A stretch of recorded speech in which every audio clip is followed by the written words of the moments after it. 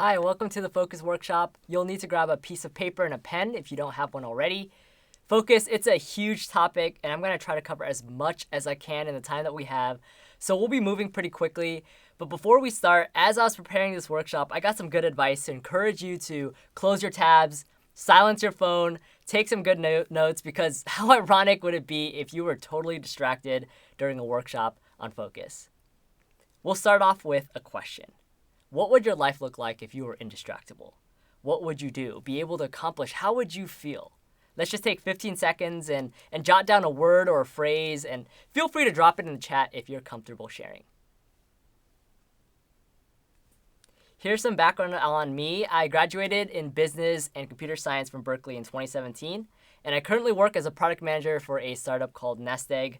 I serve in AYM, or Area Youth Ministry, where we try to connect, equip, and inspire the next generation through things like virtual conferences and online mentorship. Before we start, I get the question, why teach this workshop a lot? And originally, I put this stuff together to help some of the juniors in college that I mentored.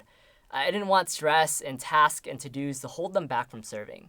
Because time, it's our greatest asset, and the crazy thing is everyone has the same amount of it, just 24 hours. And I believe that it's not about sleeping less and drinking more coffee. Focus allows us to say yes to less so you can actually do more, to have more of a deeper impact. Everyone has the same amount of time, but focus helps to define the quality of how that time is spent. And to be honest, it's getting a lot harder to focus these days. That Facebook meme in the top right, it's actually outdated because there is going to be stuff on there, especially with things like infinite scroll and more things like IG and YouTube and TikTok and Twitch and Disney Plus, and the list goes on and on. I also get asked, where does all this material come from? Personally, I'm a productivity nerd and really into experimenting, so a good chunk of this class comes from personal experience. Cold showers, polyphasic sleep, ketogenic diets, bulletproof coffee. Don't worry if you don't know what any of those mean. It also comes from a lot of good books. I'll highlight two of those books. Productivity Project in that first row, it's by Chris Bailey, who spent 1 year trying to be the most productive human being on the planet. And Atomic Habits in that second row, about how habits are the building blocks of our daily lives and how small changes compounded over time can produce life-changing results. So what are our goals? We're going to try to go pretty fast and touch on a few major principles, but I'll try to end each section with some tips for you to try.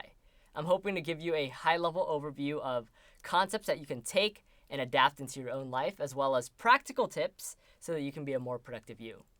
The book of Proverbs, it's written by one of the wisest people in the Bible, King Solomon, and he encourages us to give thought to our ways because we're human beings, not human doings, and life is more than just doing stuff. And my ultimate goal is to encourage you to build a habit of giving more thought to your ways. So here's our roadmap for today. We're going to start off with stress management, go into scheduling, deep work, and then finish off with mastering distractions. Okay, so let's jump in.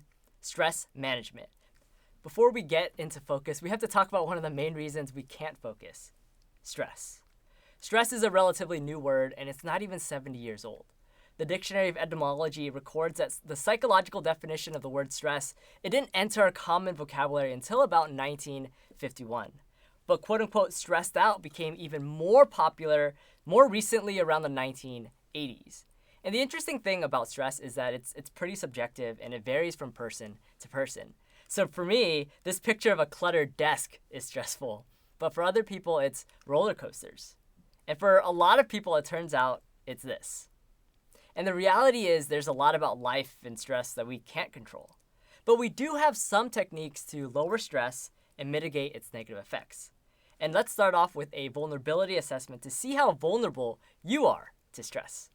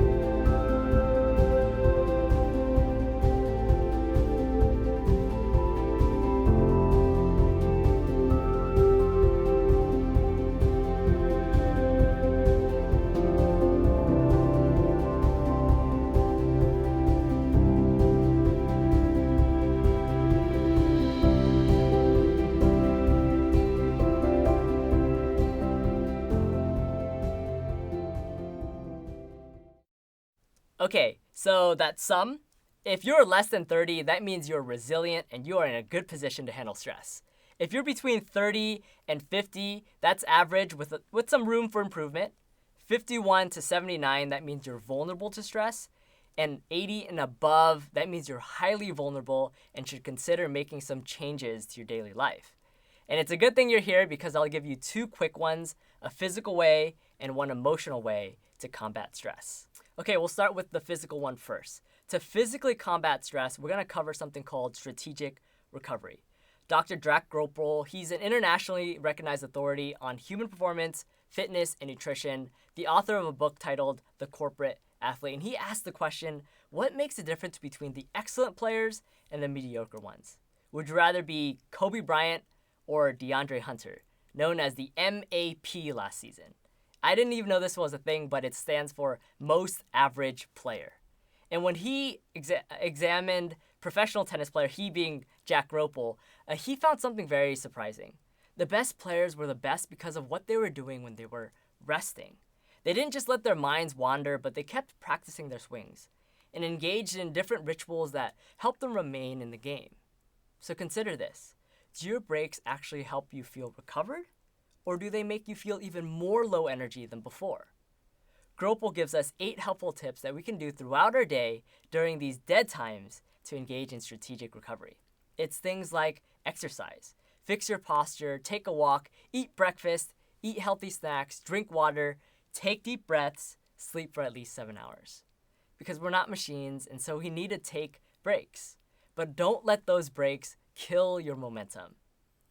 My favorite mental break is right here. And we're gonna move on real quick after that.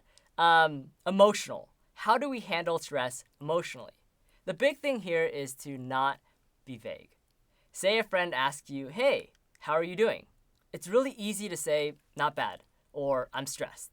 But you need to express it and say, I'm sad about the C I just received on my midterm, or I can't understand what I'm reading. More specific statements open channels for others to sympathize with us, encourages us to ask for help, or even gets us to see that ultimately it's not that big of a deal. But simply saying, I'm stressed, brings a kind of helplessness or passivity to the situation, and it can actually make the stress worse. So here are the tips for this section. Recover strategically, and don't be vague about your stress. Okay, moving to section 2, scheduling. So let's say you're staring at an empty calendar, which you're probably not because everyone has a bunch of things going on these days, but let's say it's empty. Where do you start? What are some things to think about as you're planning your week? One thing to think about is maybe more full, and more things doesn't necessarily mean better. Let's check out this video.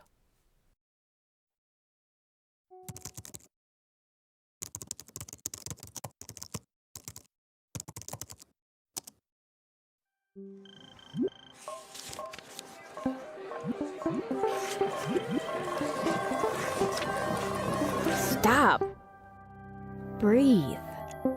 Now, think about how you're managing your time. It's been said there are 2 paradigms to scheduling, the manager and the maker. The manager's day is cut into 30-minute intervals, and they change what they're doing every half hour. The maker's day is different. They need to make, to create, to build. But before that, they need to think. The most effective way for them to use time is in half-day or full-day blocks. We all need to be makers. So let's be smart with our time. Many of our meetings could be shorter or include fewer people, and some don't need to happen at all. Take back those hours for your make time instead. But don't put it off till the end of the day on Friday. Your energy levels run the course of a wave throughout the week, so try to plan accordingly.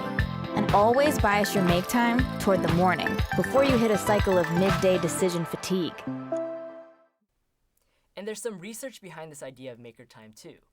Nathaniel Kleitman, he's known as the father of modern sleep research, and he discovered something he named the basic rest activity cycle. It's the 90-minute periods at night when we go through 5 stages of sleep, also known as the circadian rhythm. But while it's much less well known, Kleitman also observed that our bodies operate by the same 90-minute rhythm during the day, moving from higher to lower levels of alertness, also known as our ultradian rhythm. And I know as college students, you don't always have the ability to control your schedules, but in the time that you do have, your discretionary time, aim to create those longer blocks devoted to a single task, 90 focused minutes, and then a 20-minute break. And quick tip, make sure you're setting a timer for those breaks because 20 minutes can turn into 2 hours really easy. Remember, strategic recovery. So for me, this really was a big deal during my senior year in college. Sunday mornings, I would wake up at 5 to make sure that I can get in 3 of those 90-minute blocks of focus time. It would be really good for things like practice midterms or getting ahead in my homework, and that would set me up for the week. So 3 blocks until Sunday service, pretty much. The next concept is called Eat That Frog, and it comes from the books titled Eat That Frog and Essentialism by Greg McKeown. And it's this idea that if you don't prioritize your life, something else will. Something always comes up. So instead of being reactive, you can be proactive by prioritizing or putting first things first. And it's a weird phrase that comes from a quote by Mark Twain. If the first thing you do in the morning is to eat the frog, then you can continue your day with the satisfaction of knowing that this is probably the worst thing that will happen to you all day. The author Brian Tracy, he puts it in a much more positive way. Even if you don't get to the other things, the more important things will be done, or at least more done. So this may sound a little obvious, but let's say you have a paper due next week, but then you're assigned a new coding assignment due in 2 weeks. You probably want to work on that paper first, maybe getting out a full outline before reading the specs for the coding assignment.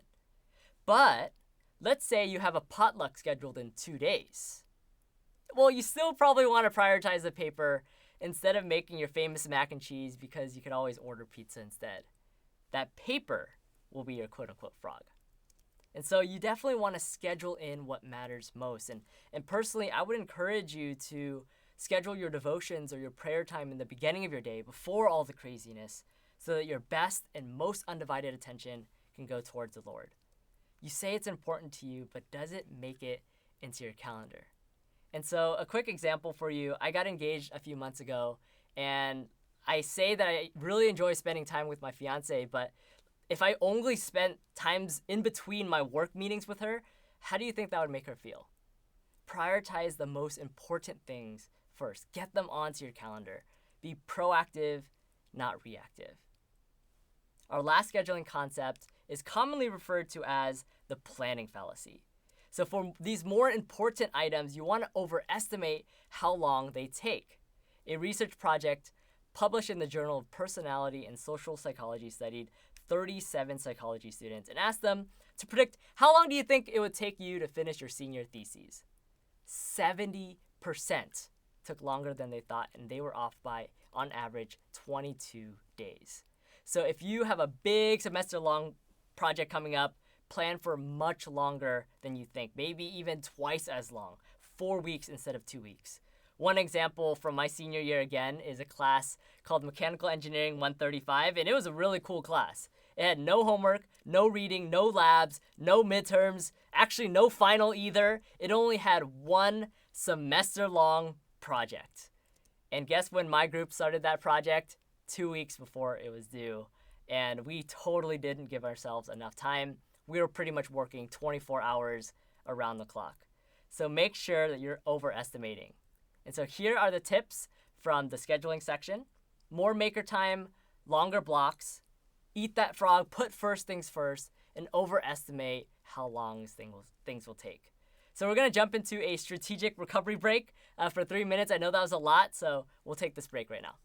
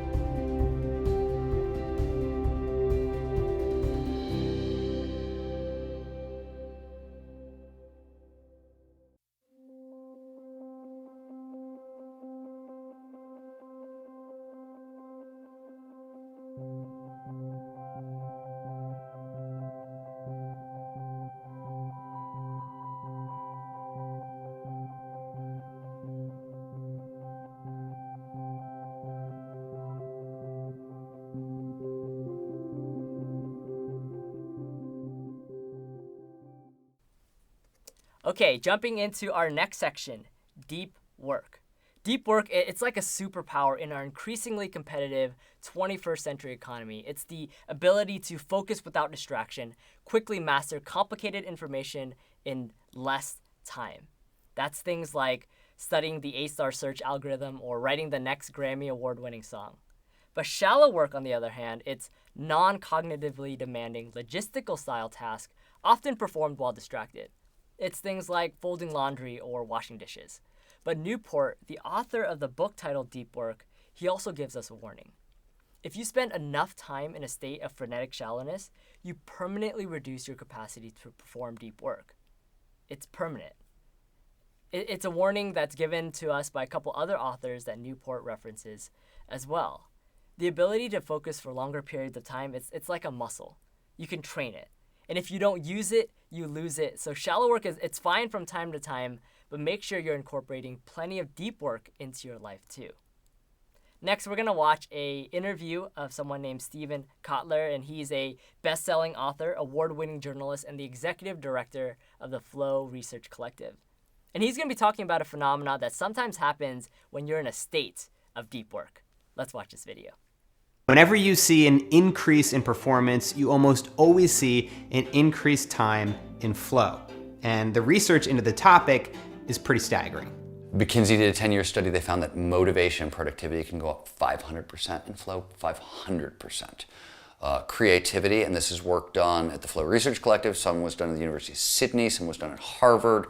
We see creativity spike 400 to 700%. Learning, depending on whose numbers you're going by, the Department of Defense did some work. They found learning spikes 230% in flow. Other studies were done where they were taking novice marksmen and training them up to the expert level in 50% less time in flow.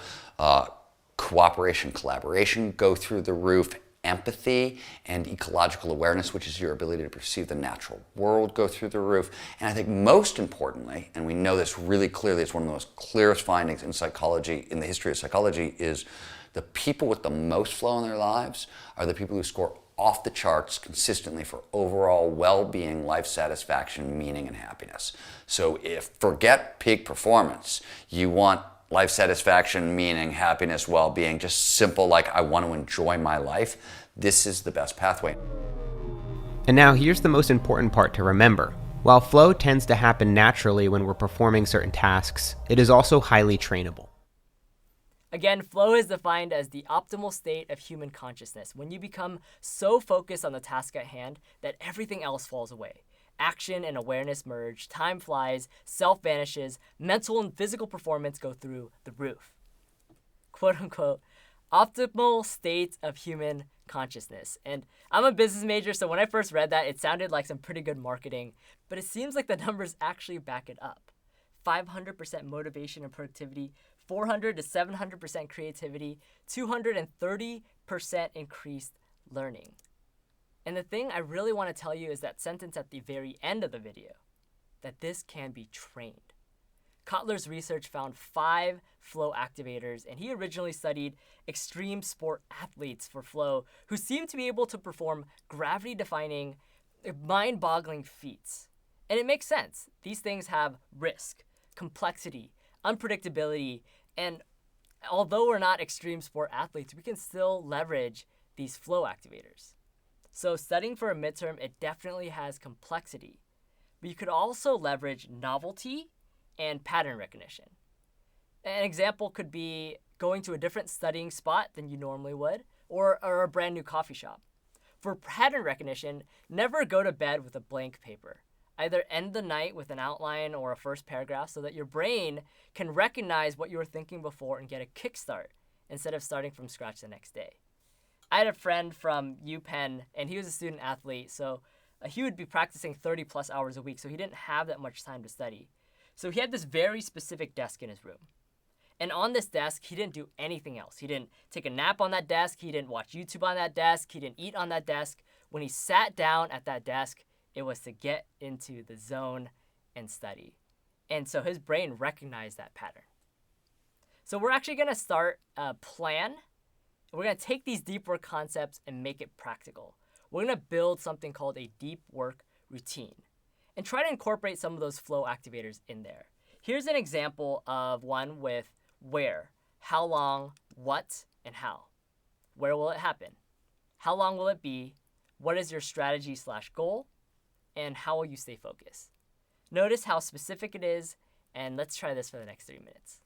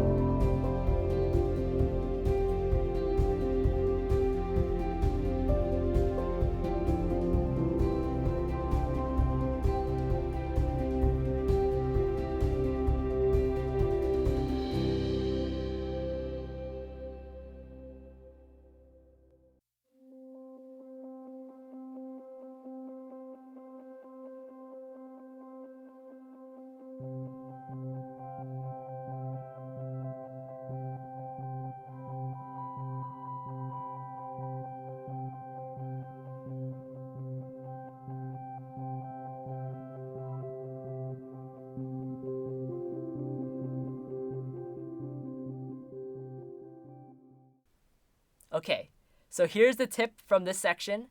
Routine your focus with a plan. We're going to jump straight into mastering distractions, the last section for today. But before we talk about mastering distractions, what is a distraction? And why is it even a problem?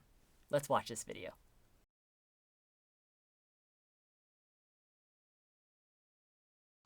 So now that we know the problem with being distracted and how it does major damage to our ability to learn and come up with the next world-changing idea, we have to investigate what goes into a distraction. And this is important because just knowing what your triggers are, it's that first step towards mastering distractions. So imagine you're working on your math problem set and you're looking at your online textbook and you're not done yet, but you suddenly feel the urge to do something else. What's happening here? And how do you go about becoming less distracted over time? So here are 3 steps. First, look for the emotion preceding the distraction. Are you feeling overwhelmed or frustrated? Or one of these other emotions listed here? Second, what kind of trigger is it? Is it internal or external? So you're doing your problem set and your laptop battery dies. That would be an external distraction. Or maybe it's because you've been working on the same problem for 10 minutes. No new solutions, and you're frustrated. And third, make sure that you're coming up with ideas for the next time the distraction comes. So maybe that's something like plugging in your laptop in your deep work routine so that it never dies. or having a system of writing down the various formulas you've tried so that as you're exploring new ones, you can cross them out, and then it might even help your TA to figure out where you went wrong. So these are the triggers, the ways that you can diagnose your triggers, and there's actually a handout for you to track these steps. It has a column for time, what the distraction was, and the 3 steps from the last slide. So we talked about the problem of distractions. We talked about its triggers. It's time to talk about being indistractable. Nir has been a CEO, a lecturer of Stanford's Graduate School of Business, a behavioral design consultant, an active investor in companies like Eventbrite and Canva, and overall, he's a pretty busy guy and knows how important it is to master distractions.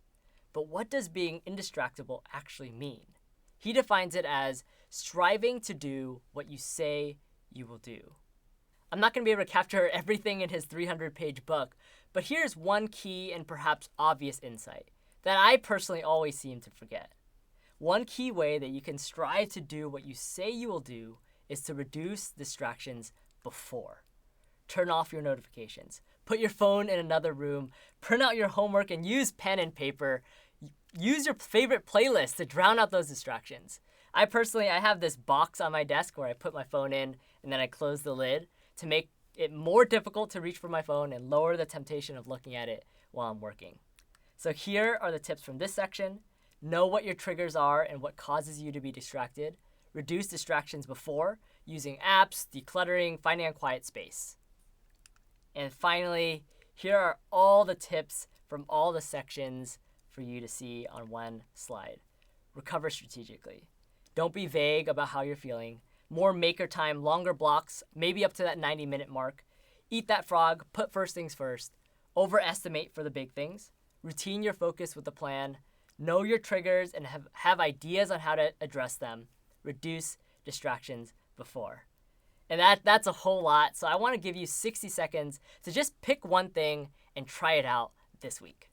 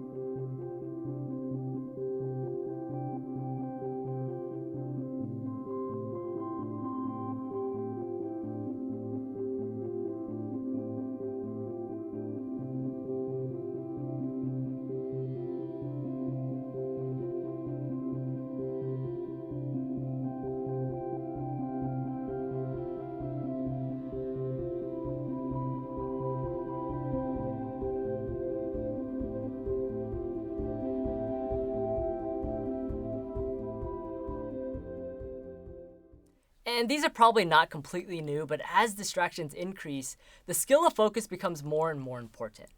It's one thing to know these things, but something else to actually incorporate them into your daily life.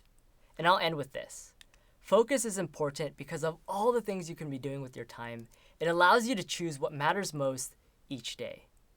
As Christians, we don't live for a bucket list or an Instagram-worthy life. We try to cut out the distractions because we want to give our lives to the one cause that matters most. The one thing that heaven won't have a mind-blowing better version of. The amazing privilege of sharing about the good news of Jesus Christ and eternal life.